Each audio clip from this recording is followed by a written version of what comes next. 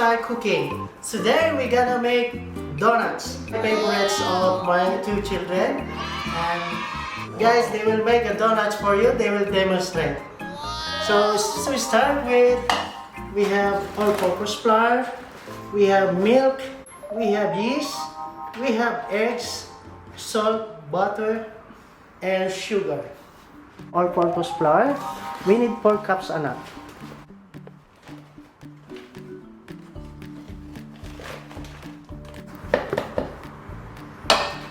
Alright. Okay, for the wet ingredients, we have to combine 1 cup of warm milk, put in a separate bowl, 4 tablespoons of butter,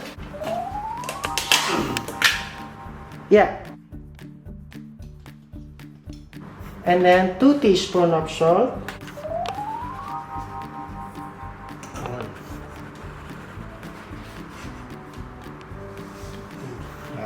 very good, and then 4 tablespoons of sugar, anak. We use the brown sugar as always. Alright, and then whisk, anak. Yeah, so we need 2 tablespoons of yeast. Alright. Whisk, anak, to combine. And then now we're gonna add the eggs. So we need 4 eggs. Alright.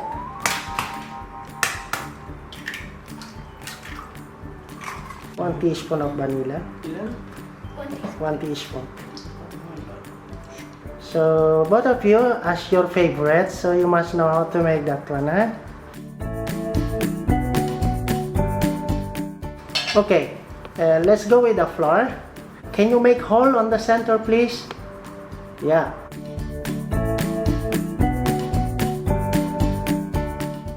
And then now put that wet ingredients. The eggs, and then the salt, mixture with vanilla. Mix, anak. No, you start from the center. Anak, make it in a circular motion. Circular motion. Yeah. You start from the center, little by little. Yeah. Keep going, almost.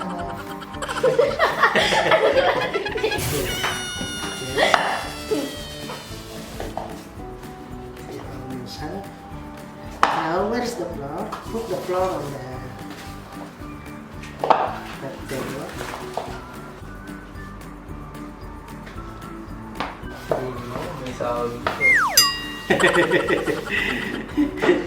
There is a salary, huh? Hindi? Hindi ako dati magugas na. Yan ang condition lang, ha? Ganito. Another side. Yeah. So now it's okay, huh? Kasi, di ba, may gumana ako. Okay, this is the proper way. Okay. Push, roll over, huh? Di ikaw naman iba. Okay. Push! Dahil? Roll over. Push. Roll over. Roll over. Yeah. Push. Roll over. Perfect, Anna. Very good. Both of you guys, you will become a chef someday, so you must know this kind of things. Give me a nice mix. Yeah. Perfect.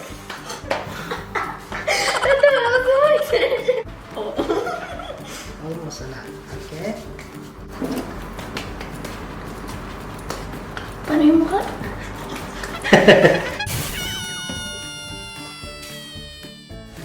Hindi ko kaya. Okay.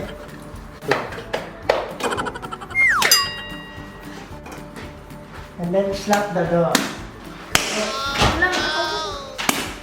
Ito yung cake.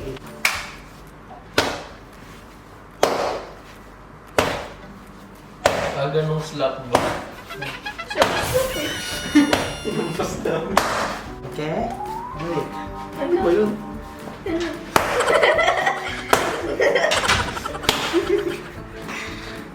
Yeah. Going back to the first procedure, anak. The push and roll over. Ito? Yeah. Alright, continue, anak. It's almost done. How about you? You are only supervising. Hello? Now, lift the dough and make like a balls. Like a balls. Ha? Like this. Ball. Itapin mo sa baba. Hindi! Like this. Oh, di ba? Tucking. Alam mo pala ba't di ko nagawa? Okay. And now, we gonna rest it for 30 to 45 minutes. A little bit flour and roll. Okay. And then cover with cream. So just leave it room temperature for 30 to 45 minutes. So now guys, as you can see, it's already balloon, like a balloon. So it means it expanded already. So now what we gonna do now is to portion it the dough. Knock down the dough.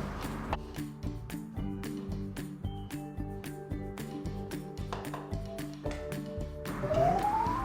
Press that one.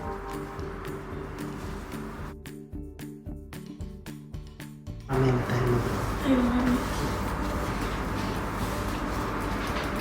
Okay.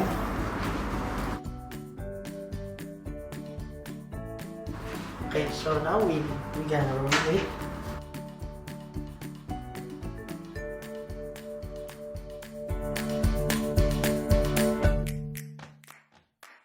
Just put a little bit butter. Okay.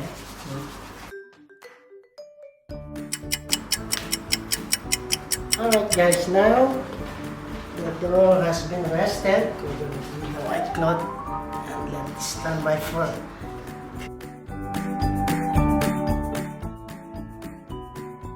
This is the, we will do now the final shape.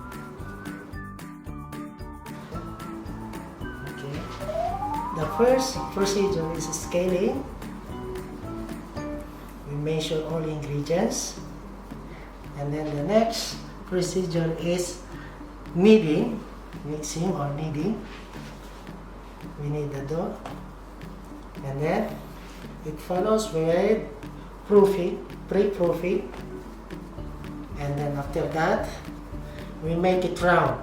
That is called pre-shaping. And then another proofing again for 10 minutes. And then we go through in this procedure we call as final shaping. Okay? So we're gonna rest it again for 30 to 45 minutes. Oh no! Now it's already done. Wow, surprise. Now it's already expanded. It means the yeast has been activated already. So now ready to fry. Again. So how many donuts we make, anak? Can you count it? 1, 2, 3, 22, 4, 27. 27 donuts. Okay, this is only 4 cups of flour, means half kg of flour, all-purpose flour. So it's very cheap. But it's a little bit complicated when you make in the house because it needs time. Actually, to make, if you follow the procedure, it's easy. Okay. Easy. The ingredients very logical, even the procedure. But we require more time to prepare it. Let's see. Wow! Yeah, this is what we are looking for. Nicely golden brown on the crust.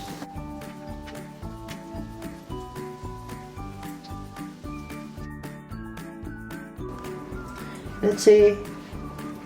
Wow, we need to take it out now.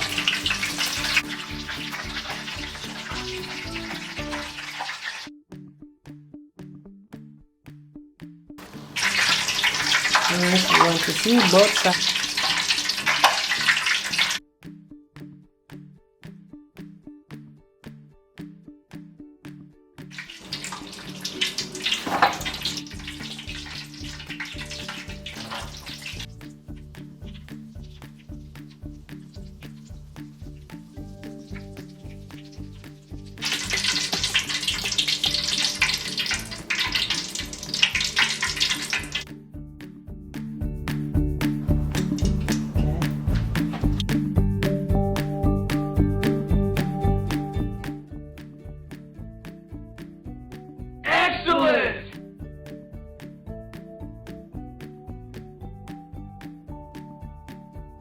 Now, take out, anak. Use this stick, ha?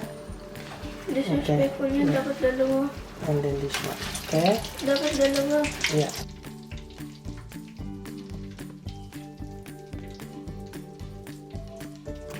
Oh, okay. Put in on the food fan, anak. Alright. Nice. Do it the same, anak. Look at this. Oh, use the chopstick.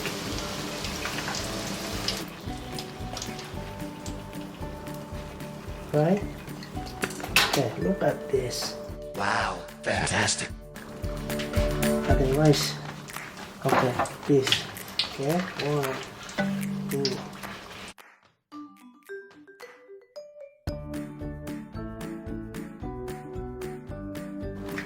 Alright. This is the last but not the least.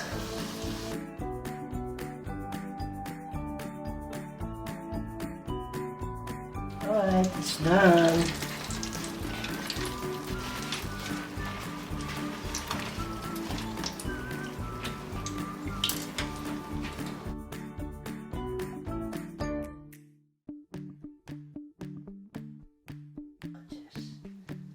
This is the final batch.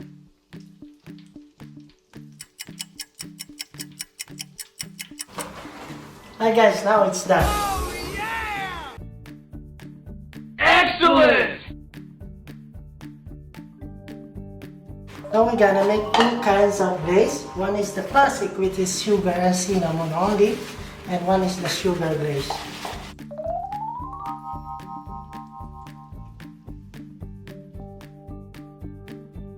Put the cinnamon, please.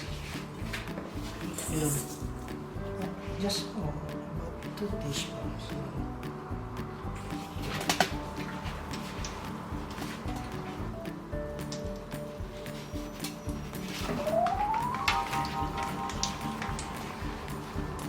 Sugar glaze, about 1 cup of sugar.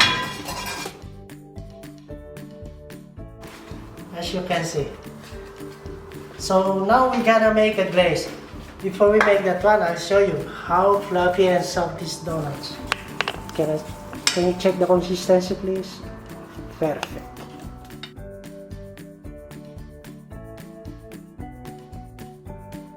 Sugar glaze. Okay, Anna, can you get the cinnamon, please?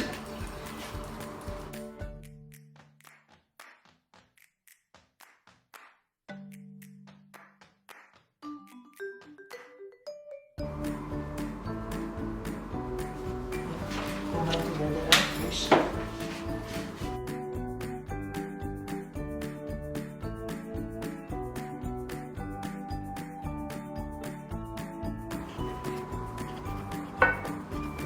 Alright, mix into the coffee sugar. Alright, stay at home and happy cooking with your family. Thank you for watching, guys.